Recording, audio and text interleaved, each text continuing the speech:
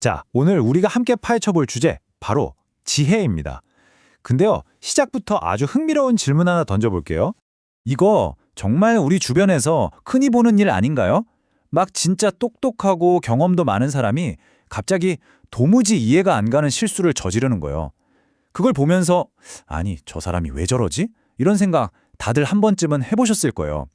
오늘 바로 그 이유를 뇌과학으로 한번 시원하게 파헤쳐 보겠습니다. 자, 그럼 본격적으로 시작해 볼까요? 우리가 보통 지혜롭다고 할 때 떠올리는 생각들이 있잖아요. 근데 뇌과학적으로 보면 우리가 굳게 믿고 있는 것들이 사실은 뭐랄까 거의 신화에 가깝다고 해요.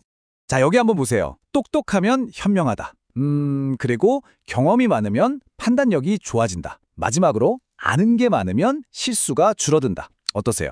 다들 되게 그럴듯하게 들리지 않나요? 근데요, 현실에서는 정반대인 경우가 너무 많다는 거죠. 왜 그럴까요? 바로 지혜라는 게 단순히 머리에 지식을 막 우겨 넣는 거랑은 차원이 다른 문제라서 그렇습니다.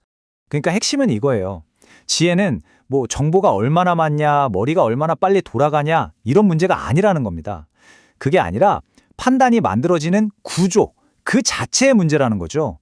우리 뇌가 어떤 방식으로 결론까지 가는가, 바로 그 회로의 문제라는 거예요.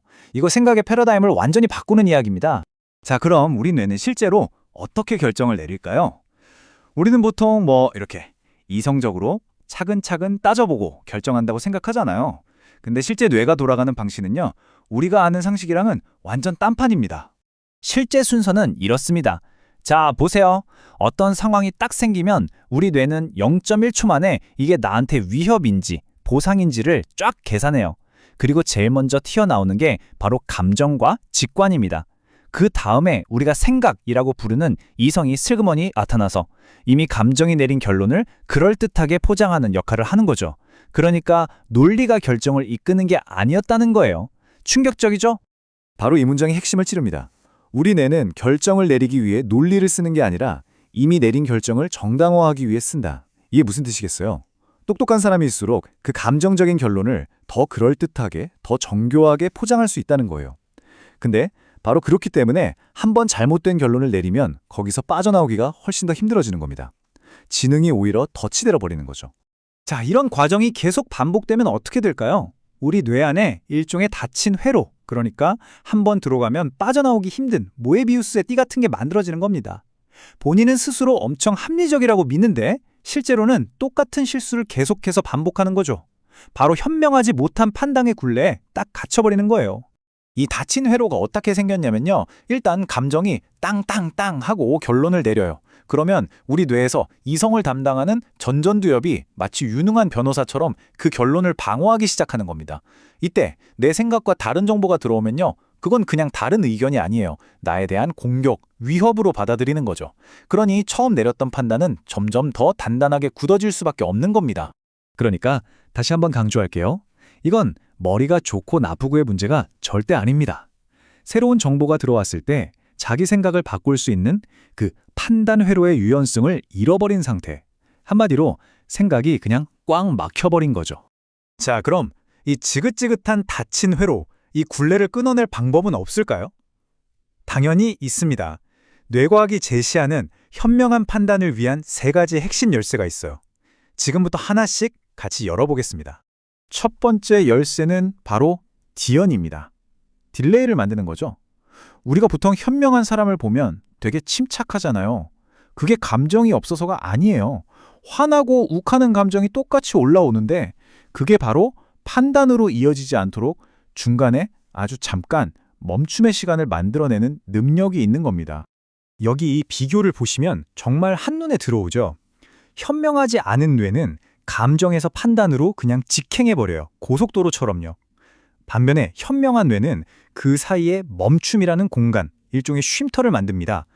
바로 이 아주 짧은 순간 덕분에 뇌가 스스로한테 질문을 던질 수 있게 되는 거예요. 잠깐, 이 반응이 진짜 최선일까? 이 작은 차이가 정말 어마어마한 결과의 차이를 만들어내는 겁니다. 자, 그리고 두 번째 열쇠. 이건 정말 중요합니다. 바로 내 판단과 나 자신, 즉 나의 정체성을 분리하는 능력입니다. 이 두 생각의 차이를 한번 느껴보세요. 내 선택이 틀리면 나라는 인간이 틀린 거야. 이렇게 생각하는 순간 뇌는 그 판단을 나 자신과 동일시해버려요. 그래서 그 판단에 대한 비판을 나에 대한 인신공격으로 받아들이는 거죠. 하지만 현명한 뇌는 다릅니다. 내 선택은 그냥 하나의 가설일 뿐이야. 틀릴 수도 있지. 이렇게 언제든 바뀔 수 있는 임시 가설로 대하는 거예요. 내 판단과 나를 이렇게 딱 분리해내는 순간 비로소 우리는 객관적으로 상황을 볼 수 있는 공간을 확보하게 되는 겁니다. 자, 이제 마지막 세 번째 열쇠입니다. 이건 관점을 완전히 바꾸는 거예요. 이게 100% 맞는 답인가? 여기에 집착하는 게 아니라 만약 틀렸을 때 이거 되돌릴 수 있나? 즉, 회복 가능성에 집중하는 겁니다. 보세요. 현명하지 않은 뇌는 계속 물어요. 이거 완벽하게 맞아?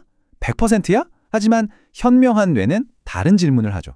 이 선택, 만약 틀렸으면 고칠 수 있나? 실패해도 복구는 되나? 이걸 묻는 거예요. 그러니까 지혜라는 건 완벽함을 좇는 게 아니라 실패해도 괜찮은, 실패를 감당할 수 있는 시스템을 만드는 능력에 더 가깝다는 거죠.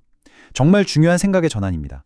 자, 그럼 지금까지 이야기한 걸 싹 모아서 뇌과학의 눈으로 본 진짜 현명한 사람은 어떤 특징을 가졌는지 한번 깔끔하게 정리해 볼까요?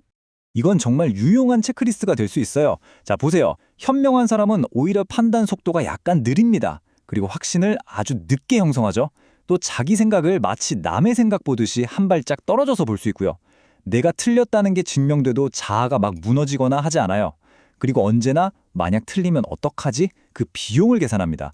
이 모든 게 지능이 아니라 바로 판단하는 구조의 특징이라는 거죠. 우리가 흔히 하는 착각이 있죠. 나이 들면 저절로 지혜로워질 거라는 기대요. 근데 뇌과학은 단호하게 아니라고 말합니다.